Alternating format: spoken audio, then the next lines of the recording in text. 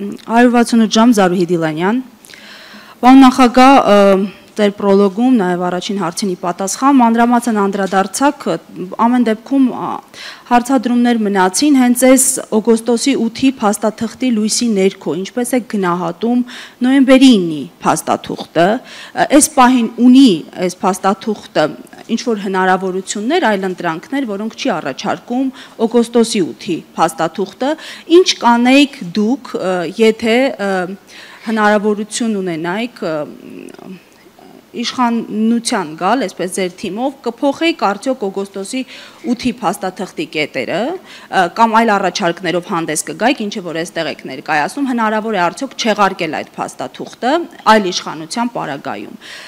Եվ պարբերաբար ասում եք խաղաղության ձեր տեսլականի մասին, ամեն դեպքում խաղաղության օրակարգի մոնոպոլիան կամա թե ակամա հայտնվել է այս իշխանության ձեռքում, ինչու չի ստացվում այդ մոնոպոլիայից իշխանությանը զրկել, ինչն է խանգարում ձեզ, եւ քանի որ արտաքին քաղաքականության կտորն է,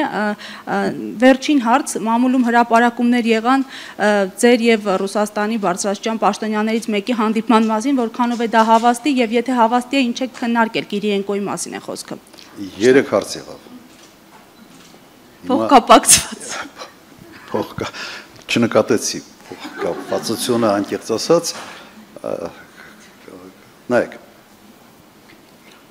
Հիմա հիմնական հարցը ես հասկանում եմ, ինչ պետք է անել կամ ինչ դուք կանեիք։ Նայեք, նոյեմբերի 9-ի փաստաթուղթը, եթե համեմատենք այս ամեն ինչի հետ, իհարկե այսօր նույնիսկ երազանքի փաստաթուղթ կարելի է անվանել։ Այդ փաստաթուղթը ենթադրում էր նաև Արցախի գոյությունը։ Հիմա այս փաստաթղթի հետ կապված ընդհանրապես Միացյալ Նահանգները այն երկիրը չի, որի հետ կարելի է ստորագրել մի փաստաթուղթ, հետո 1 ամիս, 2 ամիս հետո կամ 6 ամիս հետո չեղարկել, ասել չէ, չենք ընդունում եւ այլն։ Բավական դժվար է։ Չի նշանակում, որ Միացյալ Նահանգների ինչ ասի պետք է անես։ Ոչ, Միացյալ Նահանգները կտրուկ դեմ էին Իրան-Հայաստան գազամուխի կառուցմանը, բայց մենք կառուցեցինք։ Մի քանի պատվիրակություն հատուկ եկել էին Հայաստան, նշելու համար, ինձ հասցնելու համար այն հանգամանքը, որ իրենք դեմ են, կառուցել ենք եւ պահպանել ենք Միացյալ Նահանգների հետ լավ հարաբերություններ, նույնիսկ հազարամյակների ծրագրի մեջ ներառված էր Հայաստանը։ Եվ ավելի ճիշտ ձևը, դիվանագիտական ձևը,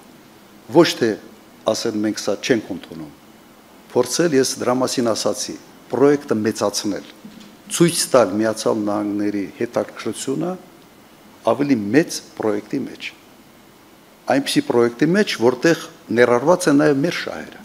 եւ որտեղ նվազում են ռիսկերը Միացյալ Նահանգների հետ կապված։ Որովհետև կարող է իսկապես ստեղծվել մի վիճակ, երբ օրինակ Երասխի կտորը չի կառուցվում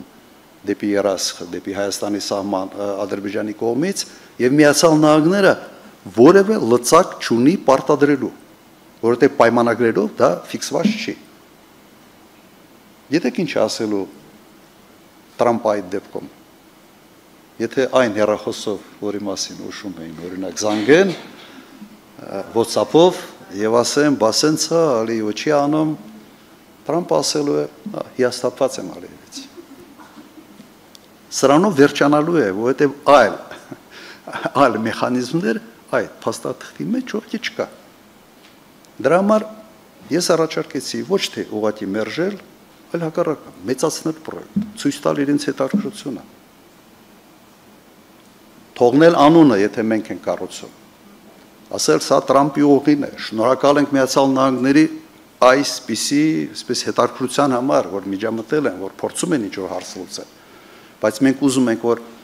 հարցը լուծվի բոլոր կողմերի համար, ոչ թե հարց լուծվի մեկ կողմի համար։ Այս սա է մեր, ու կարելի է դա անել։ Պատասխանեցի ձեր հարցին։ Հա, այդ արդեն 4-րդ հարցն էր։ Իշխանության ձեռքինը, գիտեք, հետաքրքիր է, որ պարադոքսալ է։ Պատերազմ բերած մարդը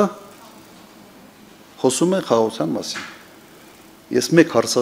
հարցազրույցի ժամանակ վերջերս ասել եմ։ Իսկապես 18 թվականին խաղաղությունից չէր խոսում։ Որտեղ կար խաղաղություն, բայց չկար խաղաղության օրակարգ։ Երբ որ խաղաղություն չի լինում, հայտնվում է խաղաղության օրակարգ։ Ինքը բերել է պատերազմ, ինքը ծնել է իր գործողություններով եւ 5000 զոհերով, 11000 վիրավորով, ինքը ծնել է խաղաղության օրակարգ։ Եվ абսուրդը նրա մեջ է, եւ ինքը փորձում է այդ օրակարգի հեղինակը լինել եւ մենաշնորհը ունենալ այդ օրակարգի վրա։ Մենք պետք է մենք ցույց տանք, որ ուղղակի բացարձակ սուտ է։ Չկա այդպես։ Ավելին ասեմ, հիմա խոսում է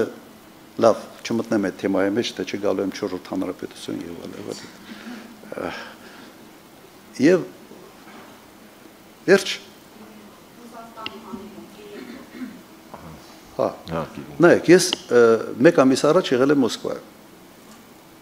Մոտ մեկ ամիս առաջ եղել եմ ընդամենը 2 օր շաբաթ կիրակի։ Մասնավոր ազնական ինչ-որ հարցերով։